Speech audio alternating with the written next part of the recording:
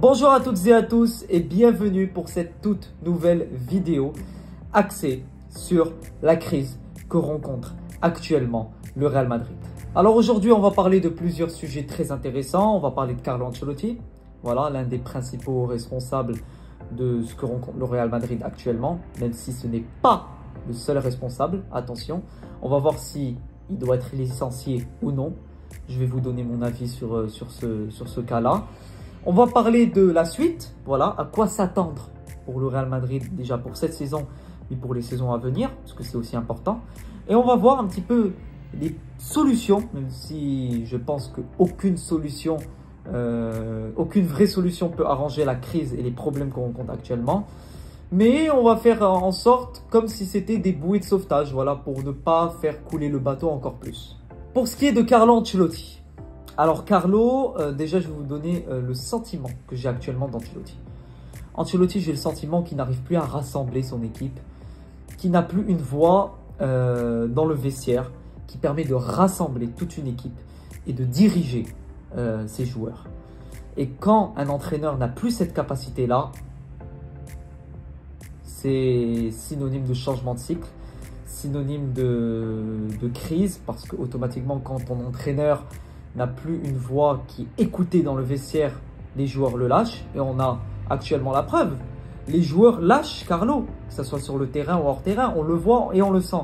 Déjà sur le terrain, il n'y a aucune motivation, aucun dévouement. Voilà, on ne voit pas une certaine agressivité, une certaine envie. Voilà, la grinta a disparu au sein du club. Et ça veut dire comme quoi la voix de Carlo Ancelotti n'est plus écoutée au sein du vestiaire. Au-delà de tout ça, Carlo Ancelotti est un mauvais manager. Je m'explique. Je n'ai pas dit que c'était un mauvais entraîneur. J'ai dit que c'était un mauvais manager. Il ne sait pas faire les bons changements au bon moment. Alors certes, je ne vais pas cracher sur lui et cracher dans la soupe. Carlo Ancelotti, il y a des moments où certes, il faisait des changements qui étaient décisifs, des changements qui permettaient de changer le cours d'un match. Sauf qu'il n'a plus cette capacité-là. Et ça se provoque. Ce genre de capacité à faire rentrer un joueur et qui change la donne d'un match. Ça se provoque. Et il n'a plus cette capacité-là. Ces changements sont beaucoup moins cohérents, des changements douteux. Quand tu fais rentrer des joueurs à la 88e ou 89e minute, je ne sais pas combien de fois j'ai pu le dire dans mes dernières vidéos, ça ne marche jamais. C'est inutile. Tu es en train de cramer tes joueurs. Un corps humain ne peut pas être adapté à un match de foot en 3 minutes. Que ce soit sur le plan cardiovasculaire, respiratoire, un joueur, il lui faut minimum, et je dis bien minimum, 20 minutes pour être apte à jouer un match de très très haut niveau. Si moi je dis ça et eux ne le disent pas, c'est qu'il y a un problème les gars. On dirait qu'ils sont aveugles, on dirait qu'ils n'ont rien remarqué et ça commence à vraiment à me taper sur les nerfs et je vais commencer à péter un plomb parce que leur réaction en conférence de presse est ridicule. Je vais en revenir après sur les conférences de presse d'Ancelotti. Voilà, à part ça, je vais parler de Arda Güler et Endrick. Alors, je ne sais pas s'il y a un problème avec ces deux joueurs-là. Ils ne rentrent plus. On ne les voit plus, les gars. Alors que ce sont deux joueurs qui, comparés aux autres joueurs qui sont actuellement titulaires au Real Madrid, les joueurs qui sont sur le terrain, ben, ne déméritent pas plus. Voilà, ils méritent aussi des minutes. Ce sont des joueurs talentueux. Ce sont deux joueurs qui sont titulaires indiscutables. Bon, peut-être pas pour Endrick, mais qui sont titulaires au sein de leur équipe nationale respective, que ce soit le Brésil avec Endrick ou la Turquie avec Arda Güler. Arda Güler ou Endrick étaient titulaires indiscutables au sein de leurs anciens clubs, Fenerbahçe et Palmeiras. Ils étaient sur un enchaînement de bonnes performances, et là on ne leur donne pas de minutes parce qu'on est au Real Madrid. Au contraire, un club comme le Real Madrid doit forger ces jeunes, doit leur donner toute leur confiance, doit, comment dire, construire leurs diamants, les développer. Quand tu vois un Endrick par exemple, depuis le début de cette saison, à chaque entrée qu'il fait, il est décisif, soit pour un but, une passe, il provoque un penalty. Et du jour au lendemain, il ne fait plus rentrer. Mais il faut m'expliquer. Il faut m'expliquer. Pourquoi un Endrick, par exemple, ou un Güler, ne mérite pas de rentrer? Pourquoi un Endrick ou un Güler ne mérite pas plus de temps de jeu que, par exemple, un Mbappé, ou un Bellingham, ou un Tchouaméni? Dites-moi la vérité. Quand tu vois ces joueurs sur le terrain, Mbappé, Vinicius, Bellingham, qui ne sont pas au niveau, tu les fais sortir. Tu les sors. Quand un joueur n'est pas au niveau, tu les fais sortir. Le seul entraîneur qui a fait ce sang-froid, qui n'avait pas froid aux yeux en faisant sortir de telles stars, c'était José Mourinho. C'était José Mourinho qui est pour moi l'un des plus grands entraîneurs déjà de l'histoire du football. Mais l'entraîneur qui a révolutionné la mentalité de la gagne au Real Madrid. Revenons sur Arda et Endrick. Ces deux joueurs-là, si j'étais à leur place, je quitterais le club, les gars. Je quitterais le club. J'ai 18-19 ans. Je suis pétri de talent. Et je ne joue pas au Real Madrid, mais je me casse. Je me casse. Je mérite une bonne carrière. Je mérite une bonne carrière. Pourquoi tu les fais pas rentrer? Pourquoi tu les fais pas jouer? Déjà, ça permettrait à ces deux joueurs de se développer et d'acquérir en expérience. Ça permettrait de faire tourner ton effectif, chose que tu ne fais pas. D'ailleurs, je viens d'être informé par un communiqué du Real Madrid, je pense que tout le monde le sait, que Tchouaméni est blessé pour minimum 6 semaines, que Valverde est incertain pour le match face à Osasuna ce week-end. C'est totalement normal. Il ne fait pas tourner son équipe. Son effectif est toujours le même. Ses compos sont toujours les mêmes. Il est, il est protecteur. C'est un entraîneur qui est conservateur. Il conserve les mêmes joueurs. Alors quand je vois le Real Madrid, qui est un joueur encore comme Luka Modric, certes qui est pour moi l'un des plus grands milieux de terrain que j'ai pu connaître et que le foot a pu connaître. Les gars, il a 39 ans. Qu'est-ce qu'un Luka Modric hier fait sur le terrain après 1 heure de jeu? Qu'est-ce qu'il faut sur le terrain? Le mec, il est dépassé. Il n'est plus capable de faire ce genre de match et ce genre de performance. Tu ne peux plus le faire rentrer 60 minutes. C'est un mec qui doit rentrer 20, 25 minutes. Histoire de faire tourner et de rapporter un petit peu plus de fraîcheur. Mais c'est pas un mec qui doit commencer titulaire. Le mec, il a plus 25 ans. Il a 39 ans. Et l'année prochaine, il a 40. Alors j'espère qu'ils ne vont pas le prolonger. Parce que sinon, c'est vraiment un cirque, notre club. C'est une kermesse. On est dans un club qui se fout de notre gueule. Alors tous les ans, on parle de mercato. On s'attend, on prie pour qu'il y ait un bon mercato. Et quand je vois par exemple la direction Butragueño qui dit qu'ils font confiance à l'ensemble de l'effectif et qu'ils ne comptent pas acheter un seul joueur cet hiver, c'est grave. C'est très grave. Si c'est pour continuer avec Vasquez côté droit tout le reste de la saison, on va se faire trouer. On va se faire manger sur ce côté.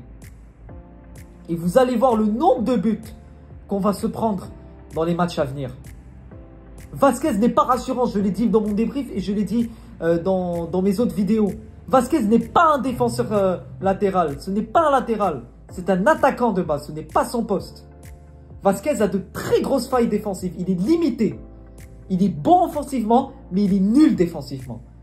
Alors s'il vous plaît, si la direction vient me dire comme quoi un joueur comme Lucas Vasquez est capable d'enchaîner 40 matchs dans un club comme le Real, mais c'est de la folie. C'est de la folie. Je ne sais pas si vous vous rendez compte le foutage de gueule de la direction. Mais bon, les gars, faut pas oublier l'obsession qu'a eu Florentino Pérez pour récupérer Kylian Mbappé. Il était obsédé par ce joueur. Alors oui, c'est un joueur que j'aime. Mais on va dire la vérité, ce joueur est sur le déclin depuis 2 ans. Il est sur le déclin. Il n'est plus en forme physiquement. Je sens que le mec, il démarre ses courses. Et après 15-20 minutes, il se volatilise. Il disparaît. Et c'est pas que dans 1 ou 2, 3 matchs. Sur pratiquement tous les matchs de cette saison, il est présent pendant 10-15 minutes. Et après, il se volatilise, il disparaît. Alors, la faute à Pérez aussi. La faute à la direction. Parce qu'on va dire la vérité, et des personnes comme Riolo ou Karim Benzema l'ont dit, Mbappé n'est pas un numéro 9. Alors je ne sais pas d'où a ramené cette idée Pérez de ramener Mbappé pour le mettre au poste de numéro 9. Mbappé, soit il est à gauche, soit il est sur le banc. Parce qu'à gauche, on a un mec qui s'appelle Vinicius Junior. Et ce mec mange Mbappé à tous les niveaux, à l'heure où on parle.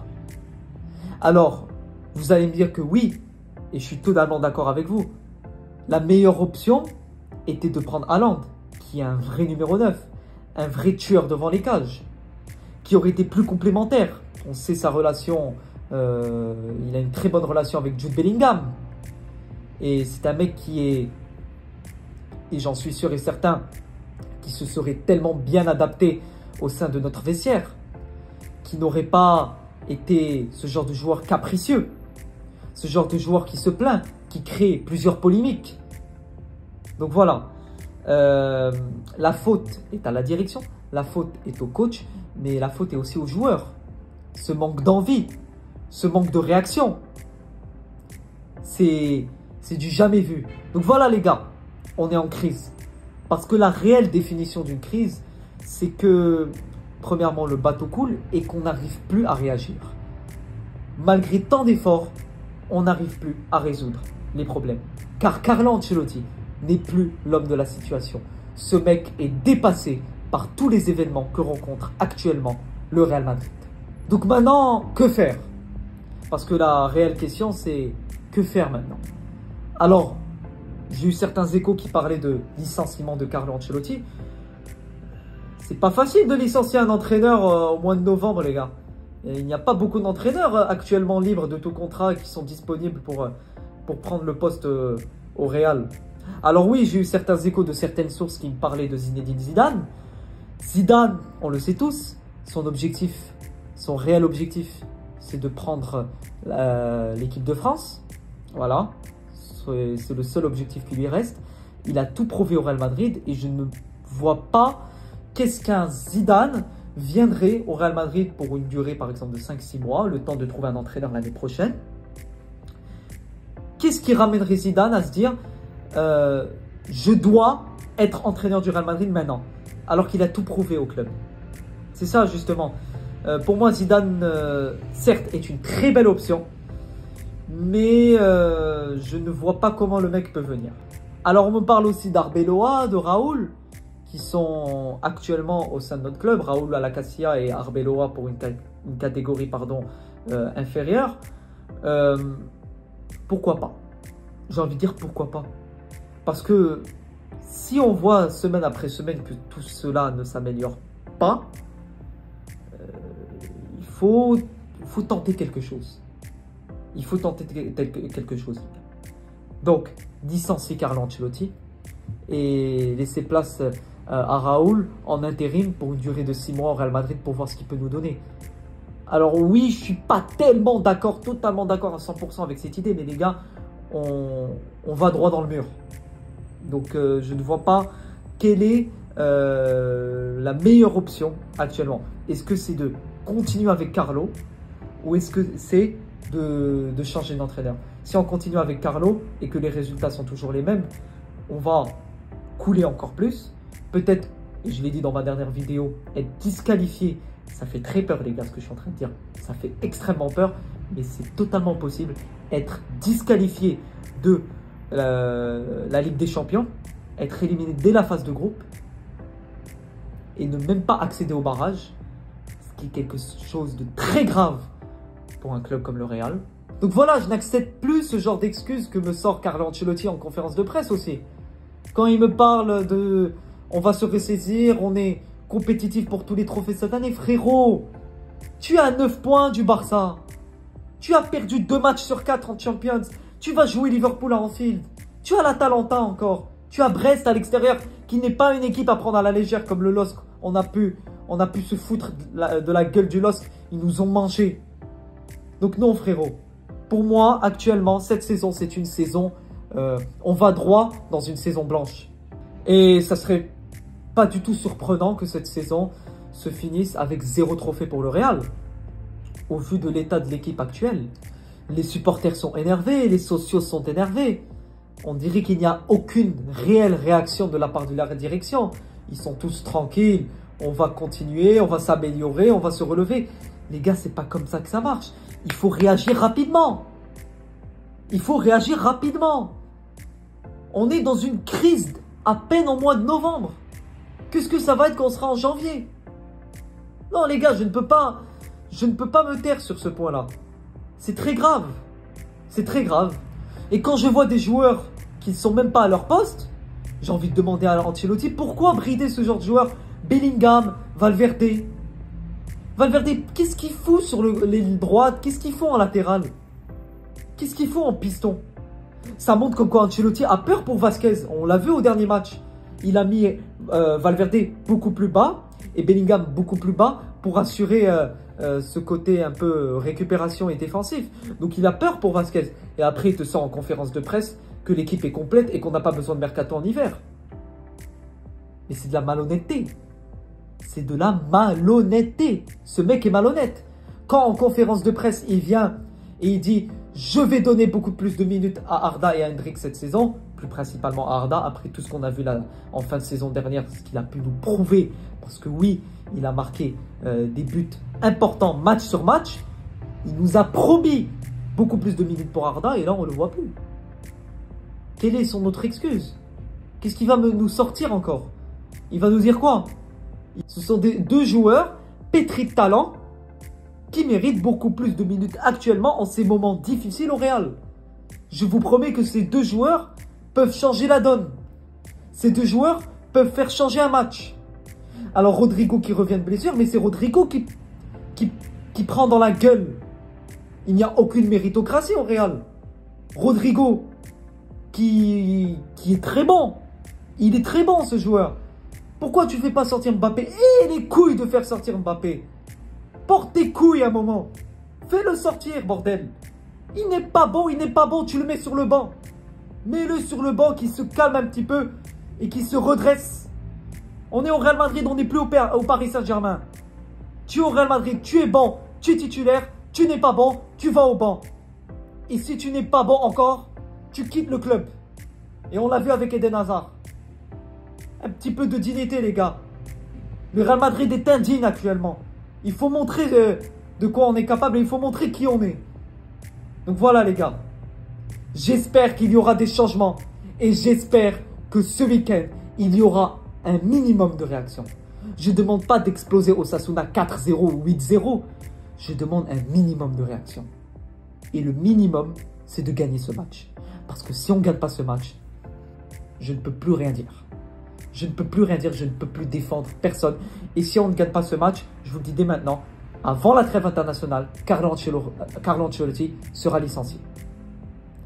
J'ai ce sentiment que si ce week-end, le Real Madrid déçoit, l'avenir de Ancelotti est incertain pour les jours qui viennent. Et il pourrait être licencié beaucoup plus rapidement que prévu. Donc voilà. J'espère que cette vidéo vous aura plu. On est en crise. J'espère qu'on pourra se relever. Et on va se relever. Peut-être pas cette année. Peut-être pas l'année prochaine. On verra.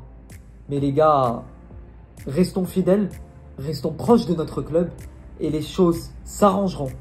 Ce genre de crise est important dans un club comme de la grandeur du Real Madrid. Cela permet de faire changer les choses, de changer de cycle. Et il n'y a rien de mieux que le changement dans la vie. Mettez-le dans votre tête. Donc voilà les gars, j'espère que cette vidéo vous aura plu. N'hésitez pas à vous abonner, à liker cette vidéo, à me dire en commentaire ce que vous pensez de Carlo Ancelotti, ce que vous pensez aussi de la suite, de l'avenir de notre club, que ce soit pendant cette saison ou dans les saisons à venir.